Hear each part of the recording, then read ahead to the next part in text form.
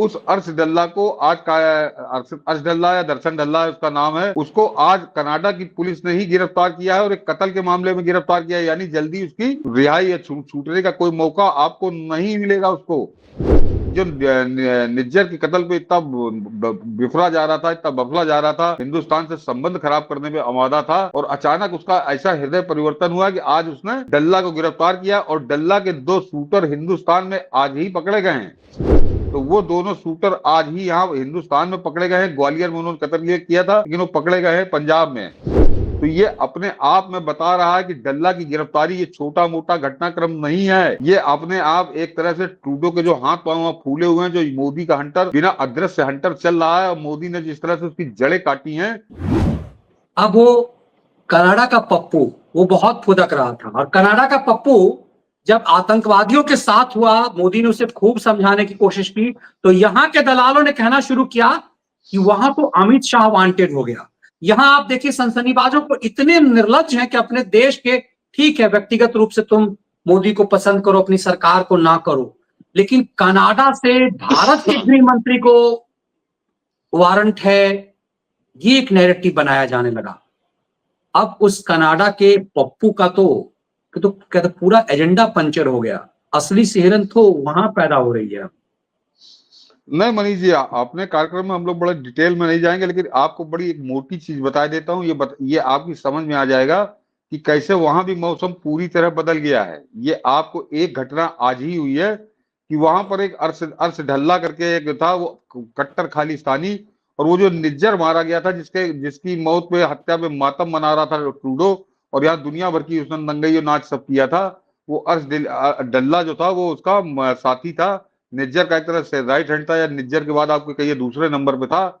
उस अर्श डल्ला को आज का अर्श डल्ला या दर्शन डल्ला उसका नाम है, उसको आज कनाडा की पुलिस ने ही गिरफ्तार किया है और एक कत्ल के मामले में गिरफ्तार किया है। यानी जल्दी उसकी रिहाई या छूटने का कोई मौका आपको नहीं मिलेगा उसको। तो ये कल्पना करना भी बड़ा मुश्किल था कि ट्रूडो जो है वो डल्ला को गिरफ्तार कर देगा, जो निज्जर के कत्ल पे इतना बिफरा जा रहा था, इतना बफला जा रहा था, हिंदुस्तान से संबंध खराब करने में आमादा था, और अचानक उसका ऐसा हृदय परिवर्तन हुआ कि आज उसने डल्ला को गिरफ्तार किया और डल्ला के 2 शूटर हिंदुस्तान में आज ही पकड़े गए हैं। वो उन्होंने एक यहाँ पे मारा था, कत्ल कर दिया था, एक सिख एक्टिविस्ट थे, उनका ग्वालियर में उन्होंने कत्ल किया था। तो वो दोनों शूटर आज ही यहाँ हिंदुस्तान में पकड़े गए हैं। ग्वालियर में उन्होंने कत्ल किया था, लेकिन वो पकड़े गए हैं पंजाब में, और आज ही डल्ला वहां पे कनाडा में पकड़ा गया है। तो आप जरा ये सोचिए कि ये इतना बड़ा परिवर्तन, चारित्रिक परिवर्तन कह लीजिए या आचरणगत परिवर्तन कह लीजिए, तो ये अपने आप में बता रहा है कि डल्ला की गिरफ्तारी ये छोटा मोटा घटनाक्रम नहीं है। ये अपने आप एक तरह से ट्रूडो के जो हाथ पांव फूले हुए हैं, जो मोदी का हंटर, बिना अदृश्य हंटर चल रहा है, और मोदी ने जिस तरह से उसकी जड़ें काटी हैं, तो उसकी अब समझ में आ रहा है कि अब अगर मैं ज्यादा लड़ूंगा तो खत्म हो जाऊंगा, निस्तराबूद हो जाऊंगा। उसकी वजह से अब वो भी उसने एक तरह से केचुल बदली है। और ये हिंदुस्तान के लिए तो शुभ संकेत है ही है, लेकिन यहाँ के खैरातियों के लिए बड़ा बुरा है। यहाँ के खैरातियों के लिए बड़ा बुरा संदेश है, जो बड़ा नाच रहे थे बिना घुंघरू बांधे, ऐसा नाच रहे थे कि घुंघरुओं की आवाज आ रही थी कि उसने तो अमित शाह को कत्ल में नामजद कर दिया, अमित शाह का नाम लिख दिया।